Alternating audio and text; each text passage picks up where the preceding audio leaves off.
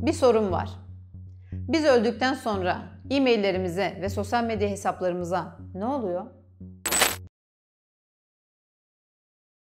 Hayat daha fazla dijitale kaydıkça orada sahip olduğumuz varlıkların değeri de her geçen gün artıyor.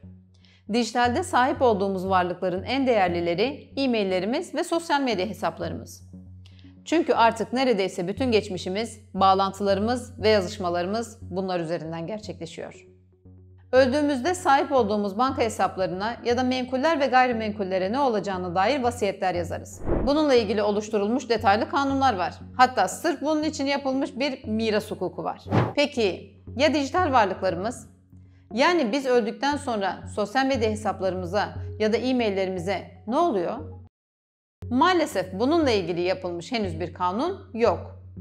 Dahası platformların bu konuyla ilgili henüz yerleşmiş bir prosedürleri de yok. Mesela e-mailler. Biz öldüğümüzde e-maillerimize ne oluyor?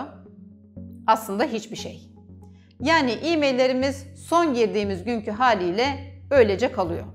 Hiç kimse kullanıcı adı ve şifresini bilmediği için hiç kimse giriş yapıp e-maillerimize bakamıyor. Bu durumda eğer ki e-mail hesabınızda değerli bir yazışma varsa veya kendinizden sonra birisine iletmeniz gereken bir yazışma, bir e-mail ya da bir kontak varsa bunu birisine ulaştırmanın bir yolunu bulmanız gerekiyor.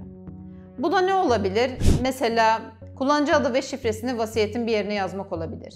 Ya da güvendiğiniz ama çok güvendiğiniz birisiyle şifrenizi paylaşmak olabilir. Bunu çok önermem. Veya başka bir yöntem. Bilemiyorum. Ölen kişilerin hesaplarına ne olacağına dair en detaylı prosedür Facebook'ta var. Facebook'ta ben öldükten sonra hesabım komple kapatılsın veya hesabım anıt hesaba dönüştürülsün diyebiliyorsunuz. Eğer hesabınızın anıtlaştırılmasını istiyorsanız bu durumda hesabınıza bir vasi atayabiliyorsunuz. Dolayısıyla siz öldükten sonra hesabın yönetimi bu atadığınız vasiye geçiyor. Ama yine de bu vasi hiçbir şekilde sizin kullanıcı adı ve şifrenize ulaşamıyor. Sizin geçmiş mesajlarınızı okuyamıyor, hiç kimseye sizin adınıza arkadaşlık teklifi gönderemiyor. Peki bu vasi ne yapabiliyor? Profil resminizi veya kapak fotoğrafınızı değiştirebilir, gelen arkadaşlık tekliflerine yanıt verebilir ya da taziye mesajlarına yanıt verebilir. Yani bir nevi sınırlandırılmış hesap yönetimi gibi düşünebilirsiniz. Facebook'ta bu ayarlamayı yapabilmek için bilgisayarımızdan facebook.com'a giriyoruz. Sağ üst köşede bulunan ok işaretine tıklayıp Ayarlar ve Gizlilik sekmesine gidiyoruz. Buradan Ayarlara tıklıyoruz. Ayarlar bölümünde Anıtlaştırma Ayarları diye bir sekme var.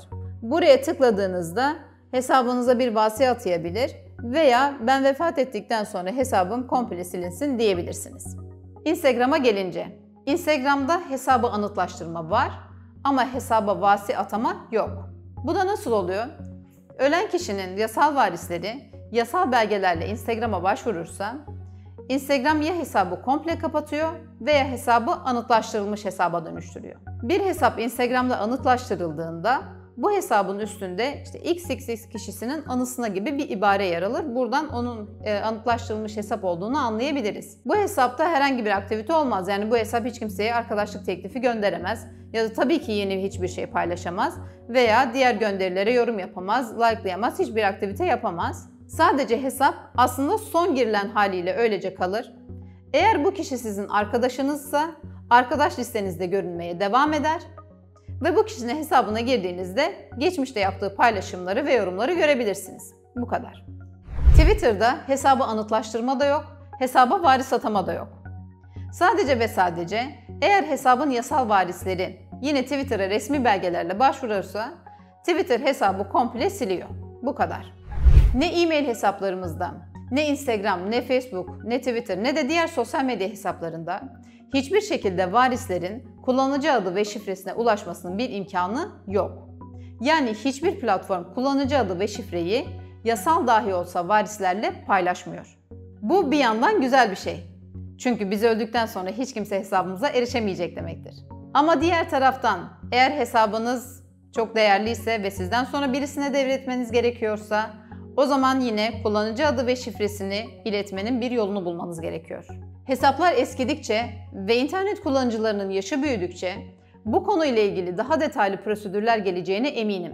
Hatta yasal olarak aynı miras hukuku gibi bir dijital varlıklar hukuku diye bir şey de olabilir ki bence bu çok gerekli bir şey. Bu konuyla ilgili yeni gelişmeler oldukça sizlerle paylaşmaya devam edeceğim. Kanalıma abone olmayı unutmayın. Sevgiler.